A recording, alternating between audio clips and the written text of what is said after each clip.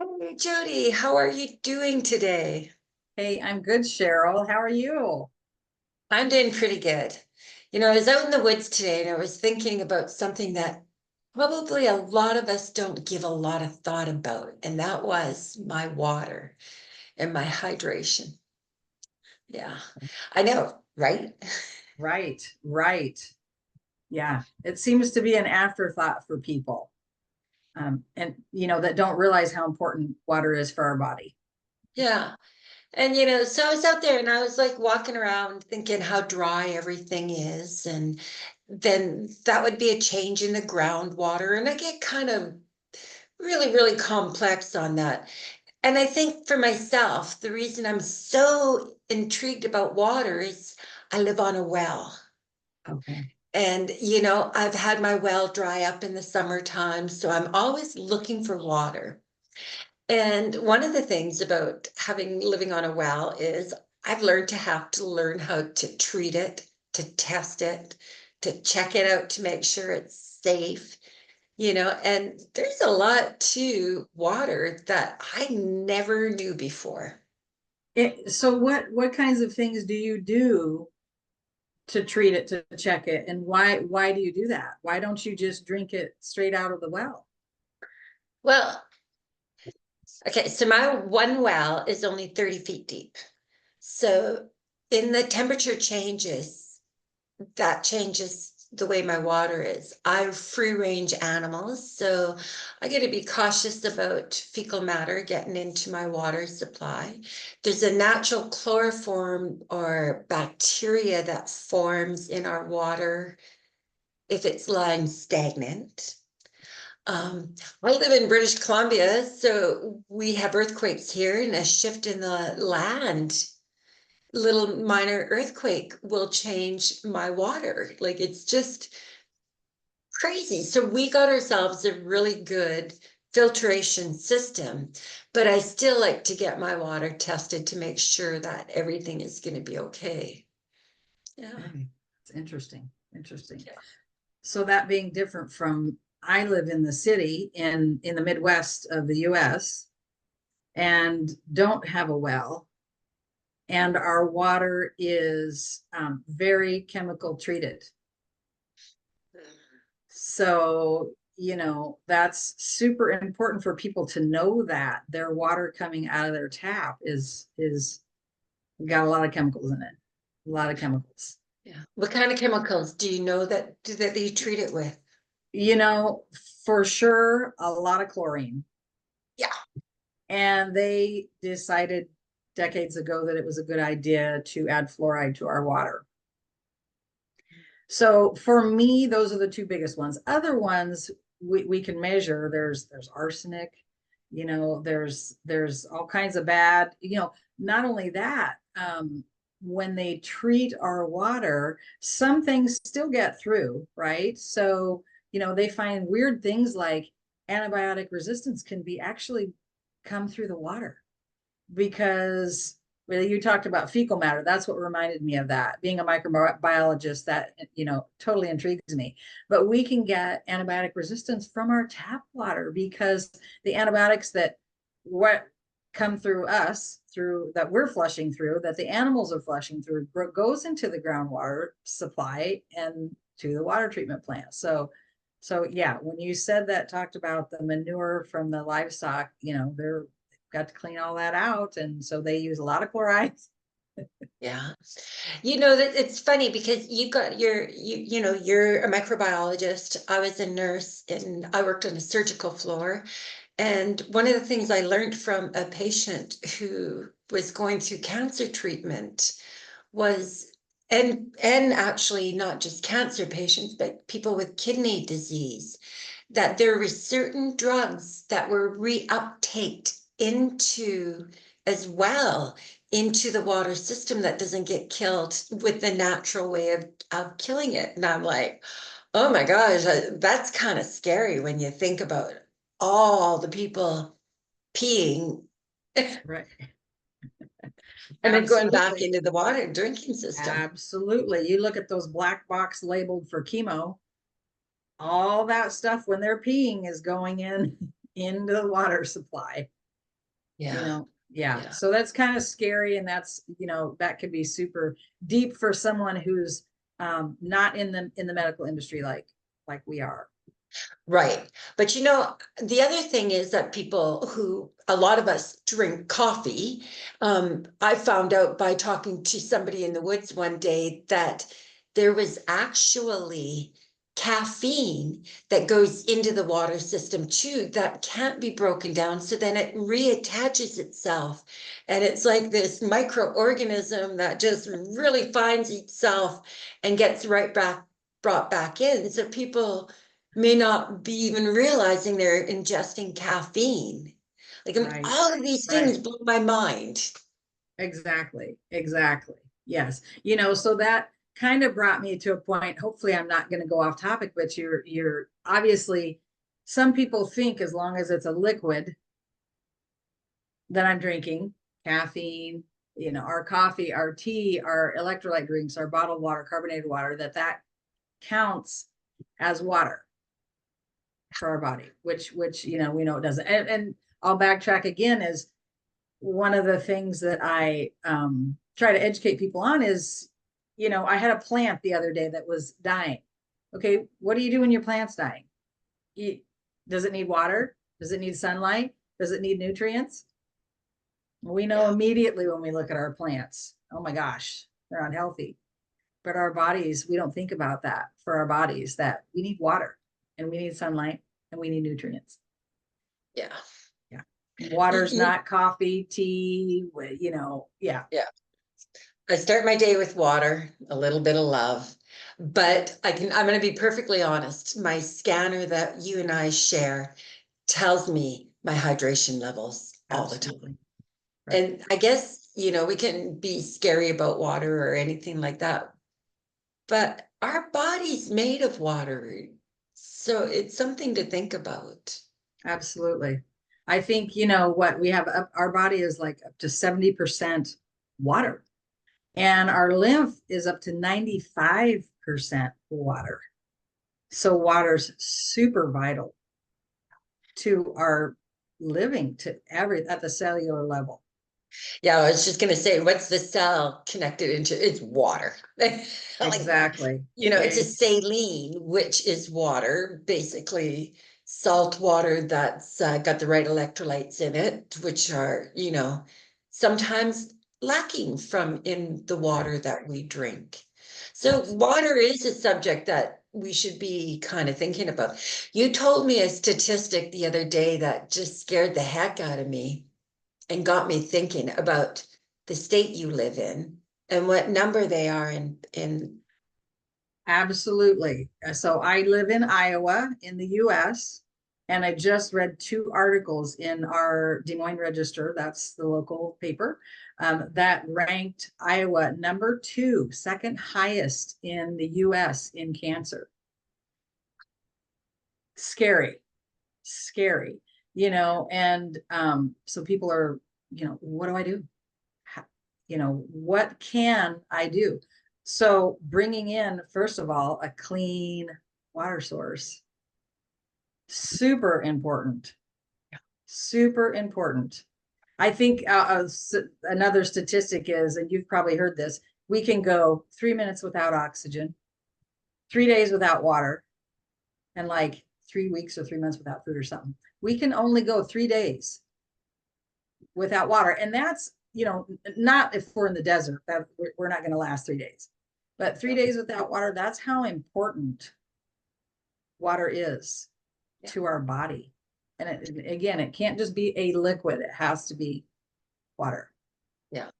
Well, I like that you can get a little bit through your fruit if Right. you're eating it fresh and you Absolutely. know where it's been grown. But then we're going into farming and everything like that. That could then kind of get me into thinking about the stuff that runs off into our water, the heavy toxins that run into our water supply. And my mom, when she was alive, she never used to want to drink my water because I live on a well, like I said at the beginning. But I use an osmosis system on my well. I use the light system on our well. We get it tested because we want to make sure it's safe. And I'd chuckle because my mom would buy bottled water, and she would drink her bottled water that we didn't know how long it was sitting on a shelf somewhere, and now the plastics that seep into it, and knowing that I can only get my water tested if it's in a glass jar, and it can only be 48 hours before it starts growing some kind of bacteria, has me kind of really thinking, is bottled water necessarily a good thing to drink? Yeah, and we know, there's a lot of statistics out there about, I mean, we already know we're peeing out plastics. Uh, We already know that. So, and when you talk about not only how long has it been sitting in the shelf, but how long has it been in the warehouse? Or, when you pull up to a gas station and there are stacks and stacks of cases of bottled water in the sun, day after in and out, getting hot with that plastic. To me, I'm thinking you're drinking a bottle of chemicals, yeah, petrochemicals. So, right. and then our body has to try to learn how to deal with it. And that's where we come Absolutely. into as nutritionists, you know, Absolutely. Yeah. well, You know what? I read a really cool article the other day from a scientist. I don't remember where he lives. But he talked about there are two kinds of water. We'll just say dirty water and clean water. Dirty water being bottled water, tap water, something that our body has to do work to even get it to be utilizable for us. mhm, We have to filter it out and try, and bottled water, what part of that is usable? Yeah, plastic out of plastic. The other kind of water would be some nice clean water that doesn't require any energy to use. you know I love that. yeah. I like to go to the creeks, but then I live in a rainforest area and go to the waterfall where the water I know is hitting everything and bouncing all the bacteria off, and having a little drink of that, and just really tasting the goodness of the water. But we're not all as fortunate to be able to have that source. And Right. even I was thinking of the people in Michigan, again, Flint, I think it's Flint, Michigan, Yep. who have lived in a mining town where the water's been contaminated, and people are sick. And I think of the animals and the glyphosates and all of this kind of stuff. And you know what can we do about our water to make sure that it's healthy for us? Right, right. And there are so many avenues to go down. You have a filter, RO filter, and you do light. I assume that's UV light. Okay. Yeah. There are all kinds of water filtration systems, and really it's price point.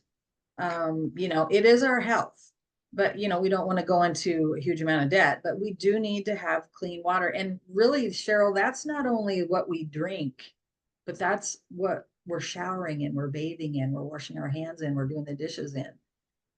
Our skin is not, it's an organ and things Yeah. absorb through our skin. I learned a neat little thing when I started doing other alternative things about our products that we put on our skin.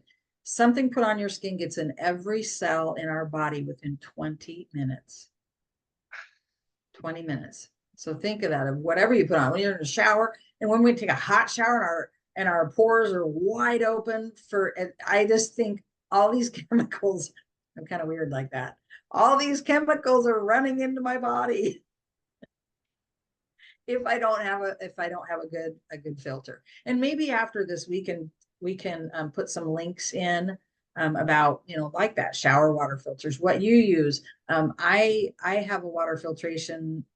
It's a big canister, a stainless steel canister that I can filter my water through, so I can just take my tap water and dump it in there.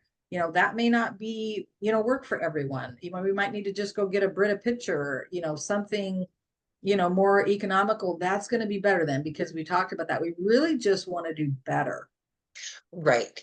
Like we were taught in school that you wanted a solid carbon, but if you can't get a solid carbon, a carbon filter is really good. If you can't even get that, take your tap water, put it in a pot overnight, and the chlorine will dissipate. Absolutely. You know, like there Abs- are little ways that you can do this to make it affordable for your family. Is abs- it a pain? Can it be a pain?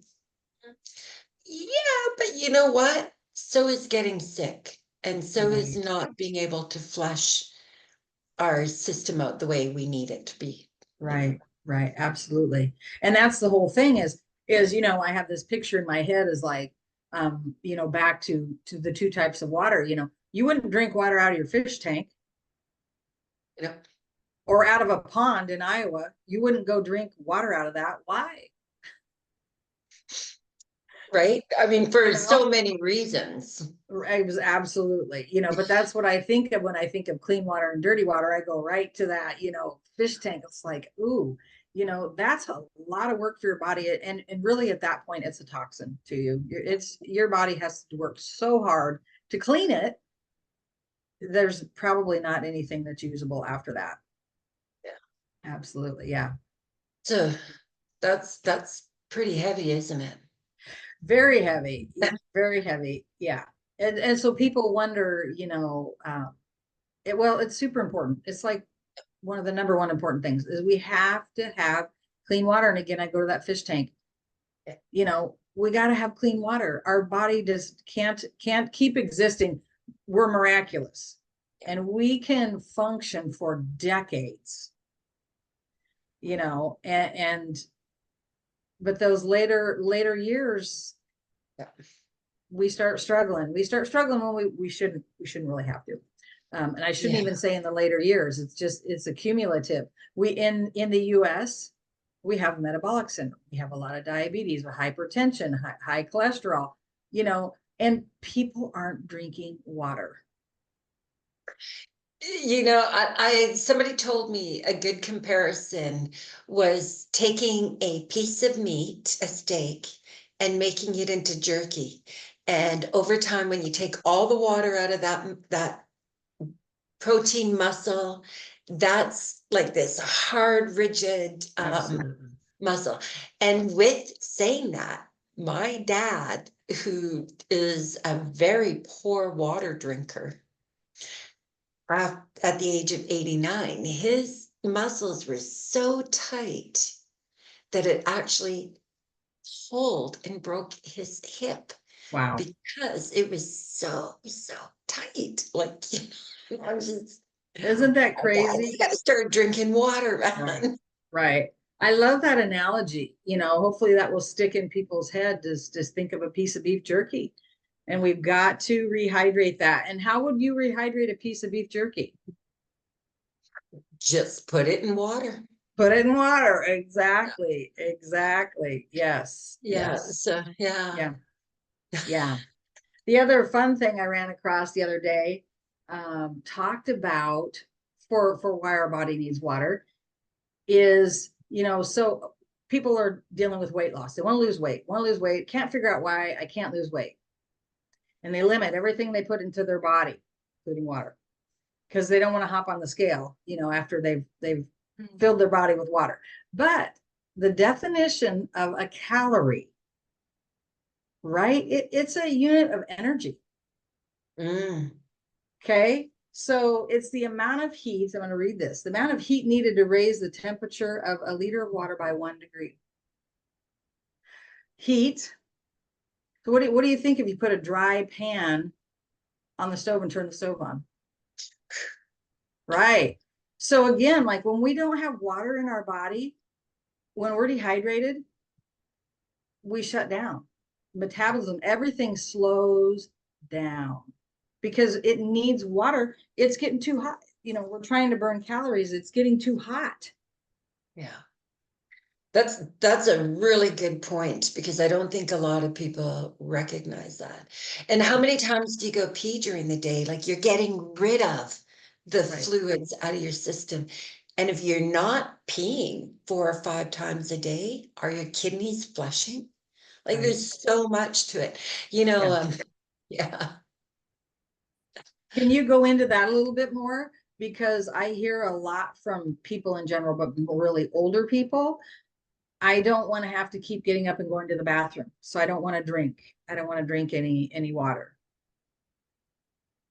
Um, your mechanism for waking you up and alerting you in my alternative schooling, and from the research I've done now, and again, I'm not a medical doctor and I'm not diagnosing, but when you have excess sugars in your body and not enough water to dilute it down, it's actually waking up in the middle of the night is your body saying, I got to get rid of this sugar in Mm, my system because I can't clear it. It's going to cause me stress.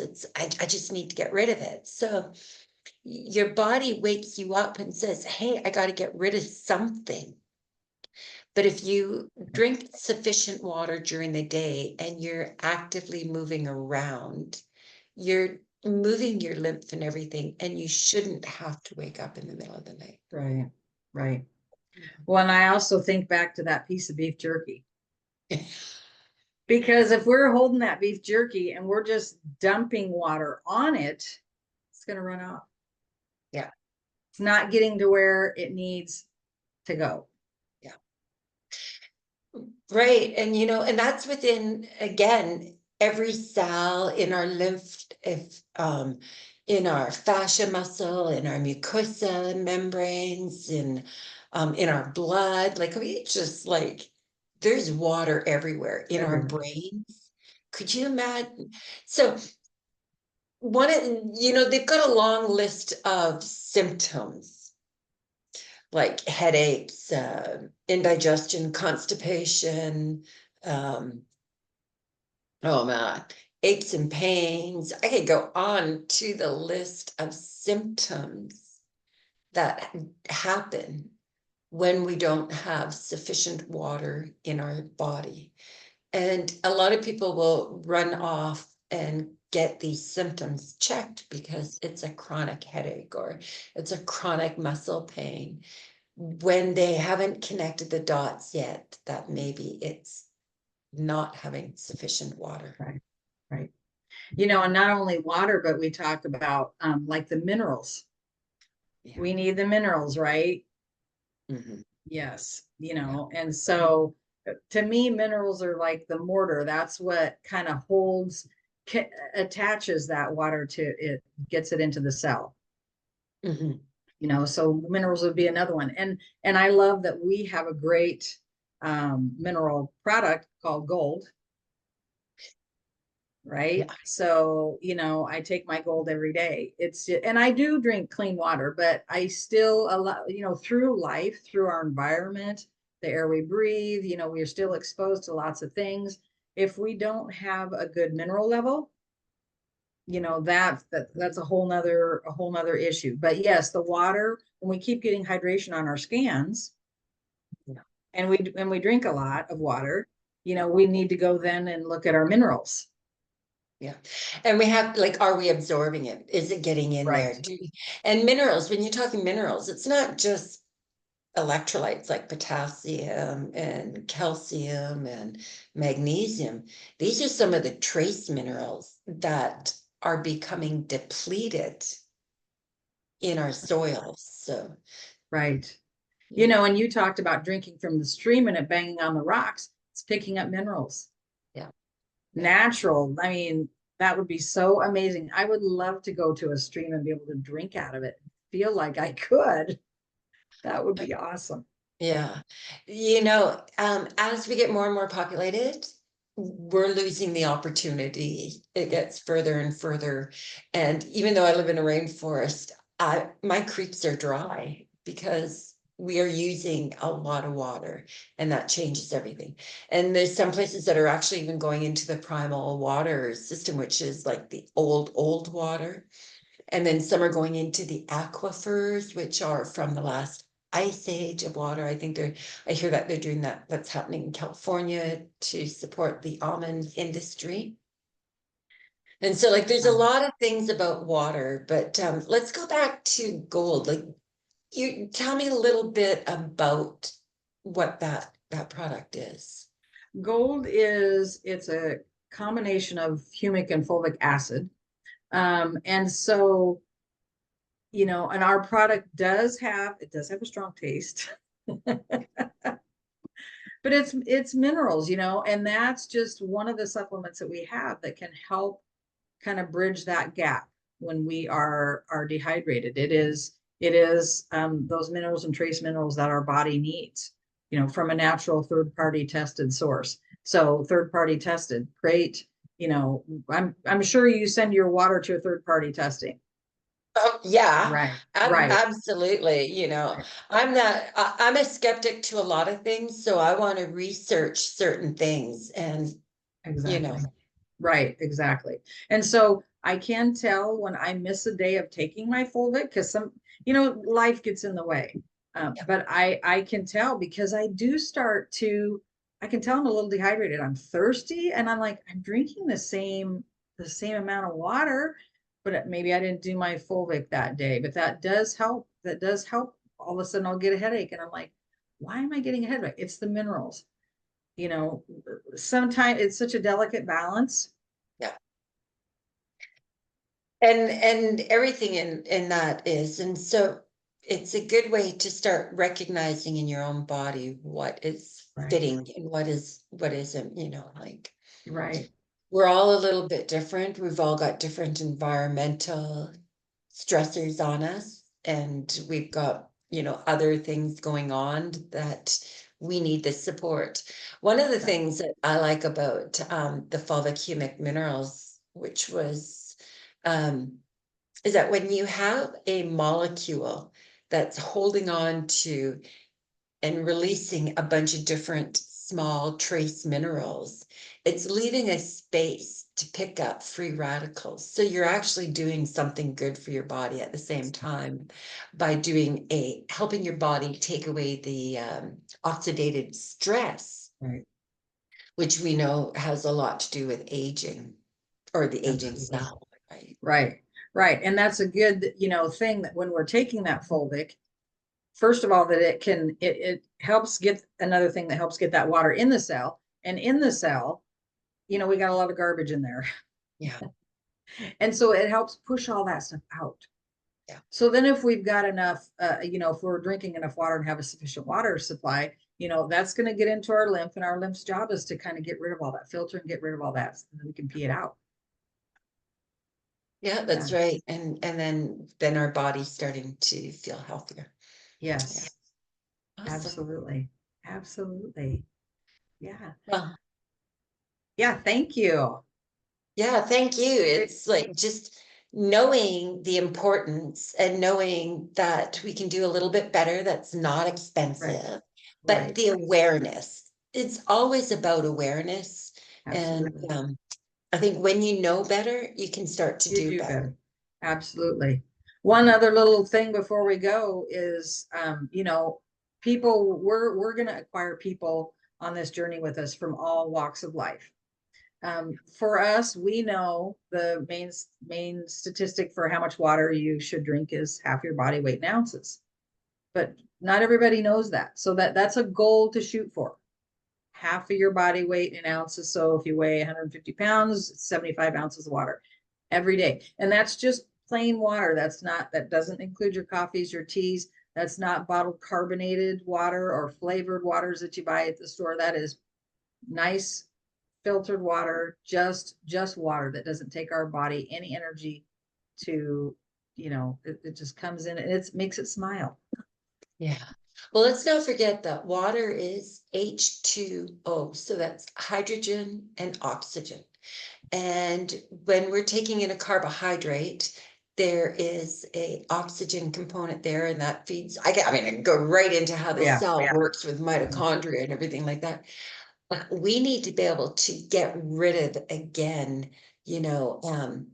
some of the sugars that we've eaten that day so that it absorbs that. Like if you've ever put in sugar and then water together and you make a little clump, like Mhm. that's the other thing to take into account. Like you might say, oh, drink 72 ounces of water a day. But if I'm drinking a bunch of sugary stuff or eating sugary Right. foods, I may need a little bit more water to dilute those sugars.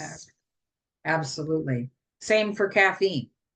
Yeah. I think it takes twice the amount of water to negate the caffeine, the cup of coffee. Yeah, I've heard that too quite a bit, Yep. like So the then caffeine. that's in addition to your half your body weight. But a great way, you said you start your day with water, and I do too, and that's really really a good way to get a nice cup or two of water in. I keep mine actually in the bathroom, and so as soon as I get up, I drink and I start drinking water. Yeah, that's a good habit to get into. And that's all it is making these little habits, these little Absolutely. changes, and then eventually your body will start to recognize it itself that that's what it's needing instead of something else. Absolutely. Well, thank you Absolutely. very much, Jody. I love Thanks, hanging out with Cheryl. you and having conversations. It's just like get my geek on.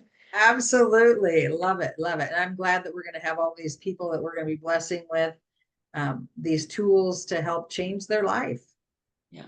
And I'll put in, in the chat too, exactly what you're looking for. You said there was, a link that you wanted to put in here as well Yeah, I'll on. put some links in there. Yes. Yeah. Yeah, we can do Awesome. that.